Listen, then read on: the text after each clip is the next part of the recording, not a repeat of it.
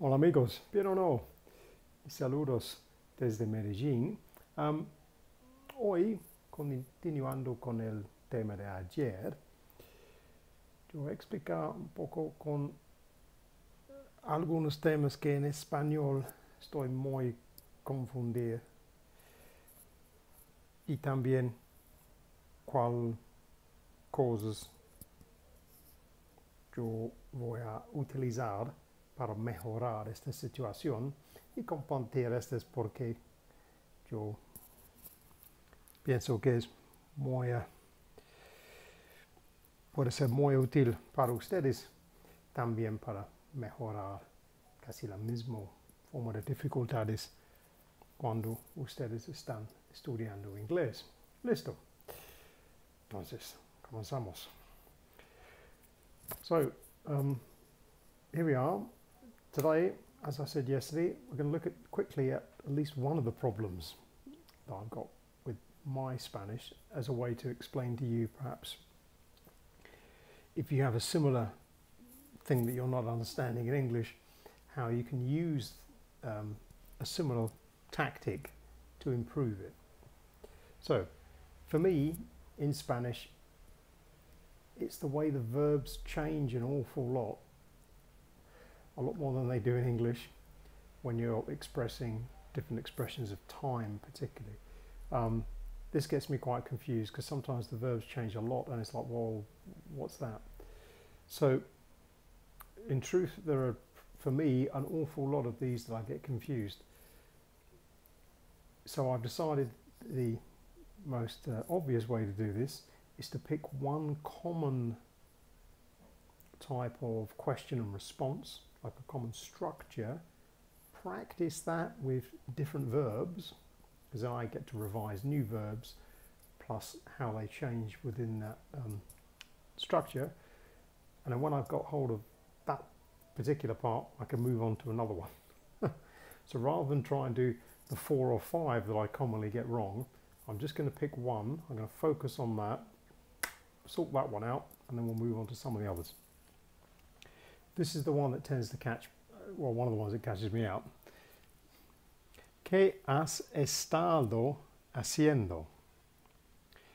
¿Qué has estado haciendo? What have you been doing? Rather than, well, sometimes in English we could say, what have you been up to? But that's when we're being a bit suspicious. What have you been up to? What have you been doing? What have you been doing? ¿Qué has estado haciendo? Or what have you been up to? And then to reply, obviously we would say in Spanish, yo or he estado estudiando. He estado estudiando. I have been studying. I have been studying. So what have you been doing? I have been studying. So it's not actually, well, it looks fairly tame like that, but I promise you sometimes this gets very confusing. So, excuse me, the idea really is to break this down into pieces and look at the common parts within it.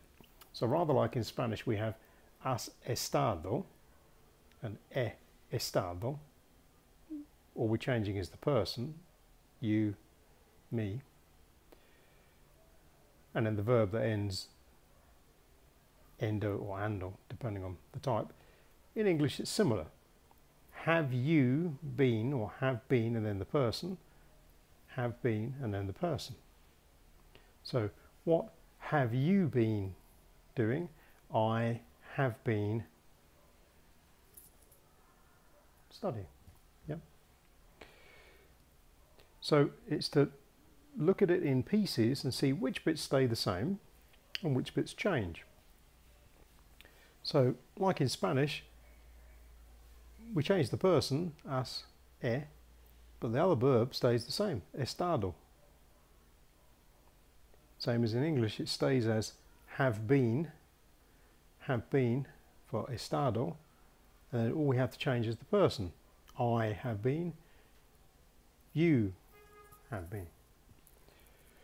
once I saw that parallel, it's like, okay, that really is it. Now I know that I only have to concentrate really on making sure that this verb in Spanish changes to this ending. This is the thing that always catches me out. Why do we have to change this thing? So as long as I remember in Spanish, I have to answer it with ando or endo. I only have to concentrate really on that bit. The other part stays the same, unlike it is in English. Really, we just have to put ing on the end of the verb, because it's an action. Studying, reading, cooking, drinking, eating, yeah. But the other part, have been, is the same. We just make sure we're correct with the person we're talking about. So you have been, she has been, I have been, they have been.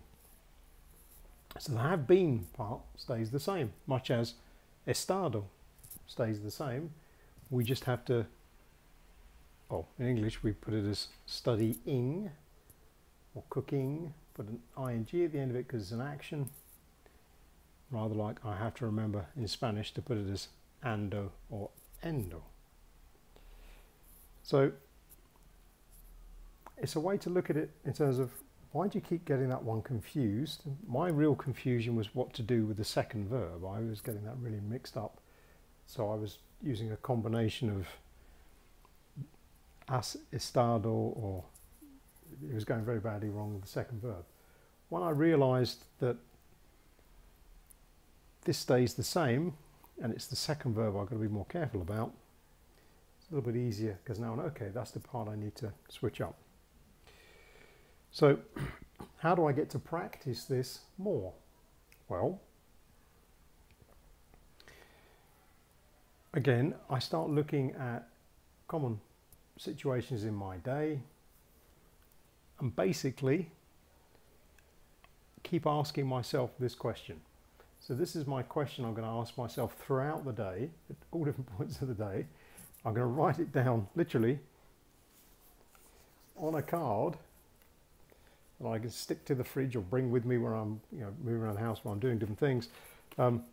So to remind me, that's the form I need to ask the question of myself.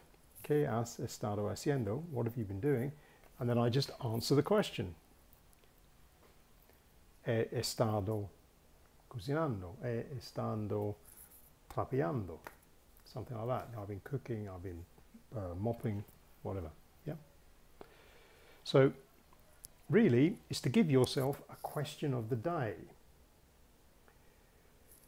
Use that to practice the form you've got confused.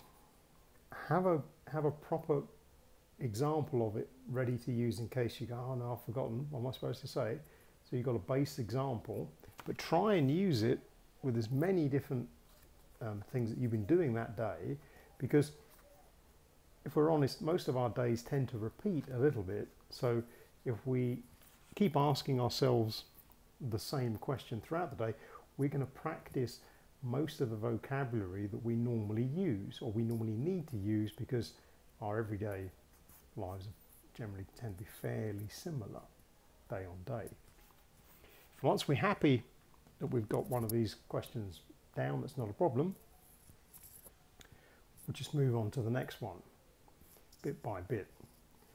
So it's really more of like an intensive way of doing it. So throughout the day, pick your question of choice, the one that's causing you more problems, have a model answer, but practice it throughout. Just ask yourself the question throughout the day, different things, different tasks you're doing, ask yourself the question, oh, what have you been doing? Okay, I've been writing emails, I've been talking to my friends, I've been making coffee, I've been having lunch, I've been cleaning the house, I've been shopping, I've been things like that. Because that way you're practicing the question that got you confused and the correct response, and you've always got your model answer to give you a sense of how you should change it up, how you should form the answer in the question. So that's the tip for today. It's a bit of intensive focus on something that's caused you like real confusion, but if you take it throughout the day, very short steps, you're going to get lots and lots of repetition in through the day, and hopefully be a bit clearer quicker. There we go. So, I hope that one's helpful. Déjame saber en los comentarios, como siempre. And for now, from Medellin, I practice a few more rounds of this. We'll say cheerio.